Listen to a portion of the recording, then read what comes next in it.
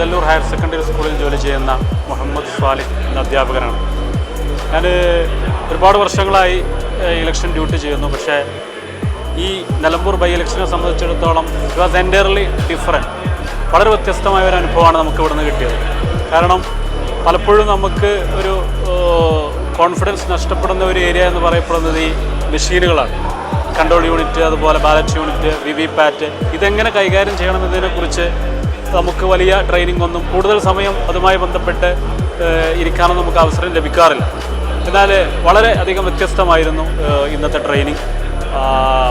അതായത് ഒരുപാട് സമയം അതുമായി ബന്ധപ്പെട്ട് നമുക്ക് ചിലവഴിക്കാൻ സമയം കിട്ടി. ഒരുപാട് വോട്ടുകൾ ചെയ്ത് ബാലറ്റ് യൂണിറ്റും കൺട്രോൾ യൂണിറ്റും VVPAT ഒക്കെ കൃത്യമായിട്ട് പഠിക്കാൻ നമുക്കൊരു അവസരം കിട്ടി എന്നുള്ളതാണ്.